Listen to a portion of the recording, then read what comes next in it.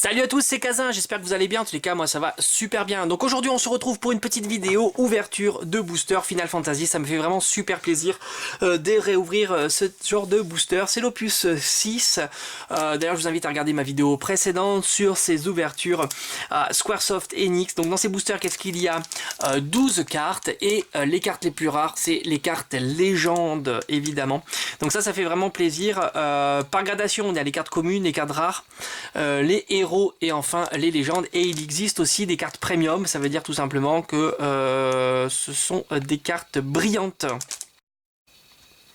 Alors, on va commencer tout de suite cette ouverture. Ça, c'est vraiment cool. J'adore ces cartes Final Fantasy. J'avais arrêté à l'opus 3.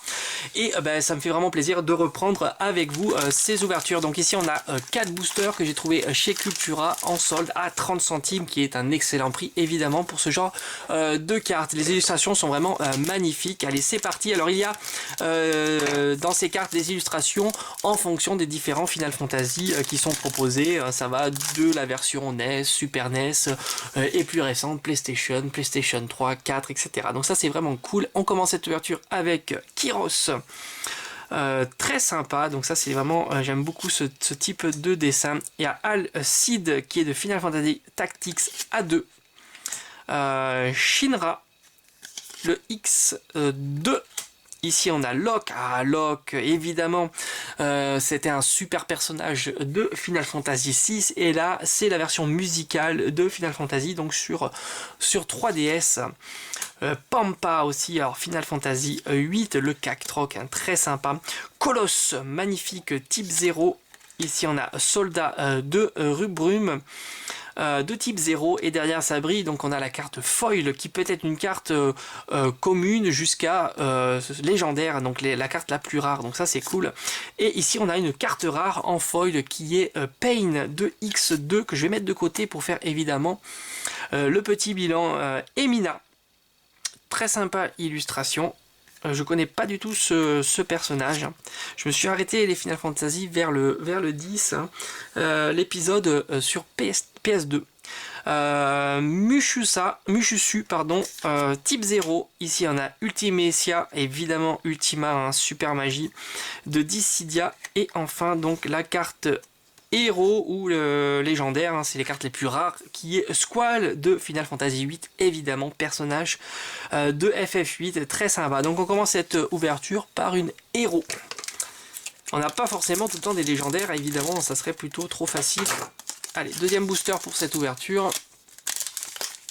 J'aime beaucoup le character design de Final Fantasy, décidément. Kyros, exactement le même. Donc Conjureur, ça c'est du Final Fantasy 3.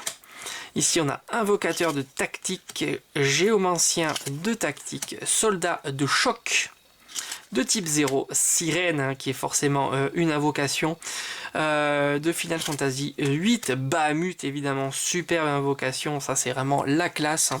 Le Bahamut, souvent Bahamut X, c'est la meilleure invocation du jeu et on l'a en version foil, très très jolie, ça fait plaisir, même si c'est une commune, ça fait vraiment super plaisir de l'avoir en foil cette carte. Ici on a Cornelia qui est la carte rare de FF11 Ultimecia, donc on a déjà eu. Elles sont vraiment très très belles ces cartes. Ramu, très très sympa évocation qui est apparue dans FF4. Et ici on a une carte héros Agido, Marugido que j'ai déjà eu. Très sympa. Allez, on attaque le troisième booster. Donc ce qui est sympa aussi dans les éditions, dans les cartes Final Fantasy, c'est que les cartes ultra rares disons sont droppés assez régulièrement et ça c'est Céleste, fantastique personnage culte de FF6. Le character design est vraiment très très joli celui-là. Chevalier Dragon, ici on a Ewain, Colosse de type 0, Shim, connais pas, Bard de FF14 et là non, on n'est pas encore sur la brillante. Conjureur donc de Final Fantasy 3. Et on a Invocateur en foil. Invocateur qui est une carte malheureusement commune. Funjun qui est une rare de Dissidia.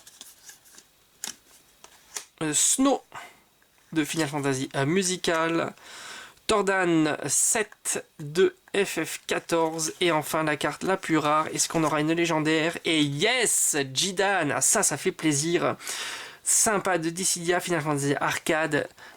Jidan qui est une carte légendaire. Ben, ça c'est vraiment cool. Allez, dernier booster. Donc encore une carte légendaire dans cette ouverture. Ça c'est vraiment génial. Je vous avais dit, hein, on a quand même pas mal de fois des légendaires et c'est très satisfaisant.